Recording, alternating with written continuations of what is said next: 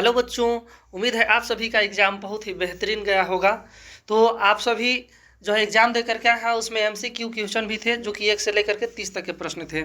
तो आइए हम लोग जो है 1 से लेकर 30 तक के प्रश्न का एमसीक्यू का जो है आंसर की को मैच कर लेते हैं, ठीक है ना।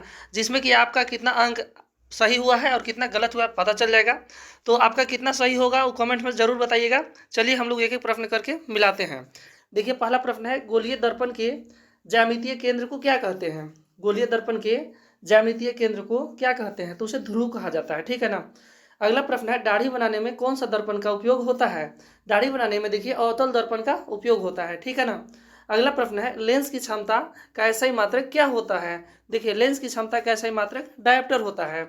आगे प्रश्न है, अभिनेत्र लेंस की फोकस दूरी में परिवर्तन किया जाता है।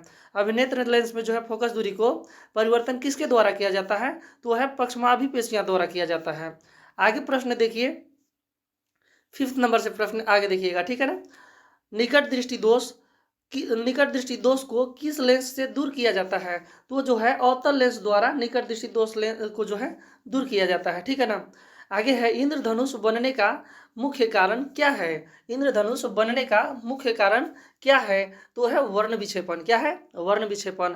प्रतिरोध का SI मात्रक क्या है, आगे है, तो प्रतिरोध का SI मात्रक जो है ओम होता है। क्या होता है, ओम। ओम का एक प्रतीक इस टाइप का होता है विज्ञान में, ठीक है ना।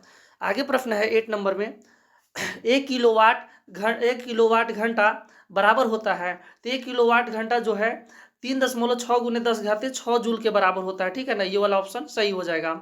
आगे प्रश्न को हम लोग बढ़ाते हैं। आगे प्रश्न है, किसी चालक का प्रतिरोध निर्भर करता है।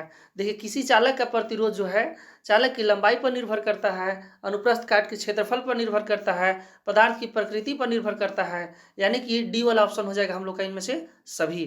10th प्रश्न है, विद्युत चुंबक बनाने के लिए प्रायः किस प्रकार के छड़ का उपयोग किया जाता है, तो इसके लिए नरम लोहे का उपयोग किया जाता है। सही वाला हो जाएगा, ठीक है ना। आगे देखिए, हम लोग के रसायन विज्ञान से है, ठीक है ना। रसायन विज्ञान से यहाँ पर देखिए Fe2O3 प्लस एल्युमिनियम है, और तीर के निशान यानी कि अभिक्रिया हुआ, इसके बाद जो है Al2O3 प्लस Fe बन गया है, ठीक है ना, फेरस बन गया, लोहा बन गया है। यहाँ पर आप जो एग्जाम दिए होंगे वहाँ पर जो है ना Fe की जगह पे Zn लिखा था, ठीक है ना, तो उससे कोई फर्क नहीं पड़ता है। यहाँ पर जो अभिक्रिया हो रहा है, ये अभिक्रिया है विस्थापन अभिक्रिया। कौन सा अभिक्रिया, विस्थापन अभिक्रिया। तो इसका ऑप्शन जो है सी वाला सही हो जाएगा। आगे प्रश्न को हम लोग देखते हैं,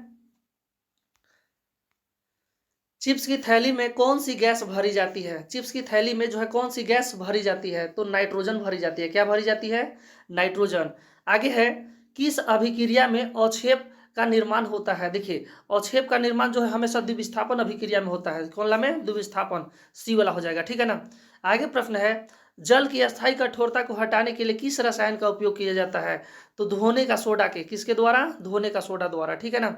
चलिए आगे हम लोग देखते हैं प्रश्न को। 15 नंबर प्रश्न, 15वां प्रश्न देखिए, कह रहा है कि अम्ल का पीएच मान क्या होता है, तो अम्ल का पीएच मान जो है 7 से कम होता है, ठीक है ना।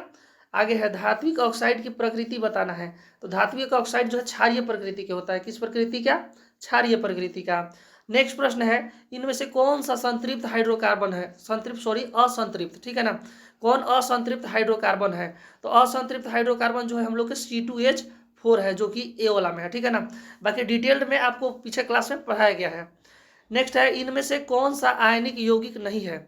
आयनिक यौगिक इसमें से जो नहीं है उसे हम लोग को बताना है, तो वो है कार्बन डाइऑक्साइड, ठीक है ना। आगे प्रश्न को हम लोग देखते हैं, एल्कोहल का प्रक्रियात्मक समूह बताना है हम लोग के कि क्या है, तो देखिए -OH, मतलब माइनस मतलब ये बॉन्ड है, ठीक है ना, बॉन्ड OH, जो कि ऑप्शन नंबर बी में है, सही वाला हो जाएगा, ठीक है। आगे प्रश्न को हम लोग देखते हैं 20वां नंबर प्रश्न में।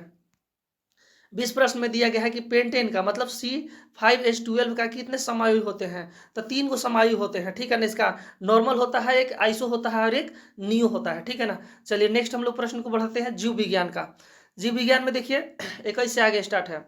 अमीबा में किस प्रकार का पोषण होता है, तो अमीबा में देखिए प्राणी समभोजी पोषण होता है। देखिए, प्राणी समभोजी पोषण, ठीक है ना। नेक्स्ट प्रश्न है, जठर ग्रंथि यानी कि जठर ग्रंथि कहाँ पाई जाती है, यानी कि गैस्ट्रिक ग्लैंड्स जो है कहाँ पाई जाती है, तो ये हम लोग के अमाशय में पाई जाती है। कहाँ पर, अमाशय में। ऑप्शन नंबर सी जो है सही है। नेक्स्ट प्रश्न है, मानव शरीर की सबसे बड़ी ग्रंथि कौन है, तो मानव शरीर की सबसे बड़ी ग्रंथि जो है यकृत यानी कि लीवर है, ठीक है ना।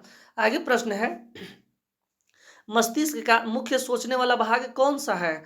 मनुष्य का जो मस्तिष्क है, मस्तिष्क में सोचने वाला मुख्य भाग कौन सा है? तो अग्र मस्तिष्क होता है। कौन होता है? अग्र मस्तिष्क। आगे प्रश्न को हम लोग बढ़ाते हैं 25 यानी कि 25वां नंबर से आगे से देखिए। आगे देखिए 25वां प्रश्न कह रहा है कि पत्तियों का मुरझाना किस पादप हार्मोन के कारण होता है? जो पत्तियों का मुरझाना है किस पादप हार्मोन के कारण होता है? तो ये होता है एब्सिसिक अम्ल के कारण से, ठीक है ना, एब्सिसिक अम्ल, जो कि ऑप्शन नंबर आपका सी वाला में है। आगे प्रश्न है मधुमेह किस हार्मोन की कमी से होता है? मधुमेह नामक जो रोग है वो किस हार्मोन की कमी के कारण होता है? तो ये जो है इंसुलिन के कारण होता है। किसके कारण होता है? इंसुलिन के कारण, ठीक है ना। आगे प्रश्न है प्लेनेरिया में किस विधि द्वारा जनन होता है? प्लेनेरिया में जो है किस विधि द्वारा जनन होता है? तो राइट आंसर हो जाएगा पुनर्जनन, पुनर्जनन विधि, ठीक है ना। आगे प्रश्न है पराग कोष में क्या होता है? पराग कोष में जो है पराग कण होते हैं, जो कि ऑप्शन नंबर डी है आपका सही।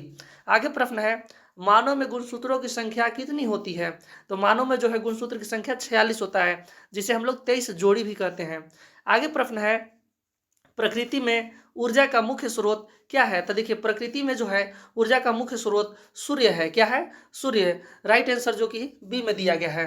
तो आपका सही आंसर कितना हुआ? आप जो है 30 में कितना आप सही किए हैं वो जो है अपना कमेंट पर लिख करके जल्दी बताएंगे। और बाकी मिलते हैं हम किसी नेक्स्ट वीडियो में।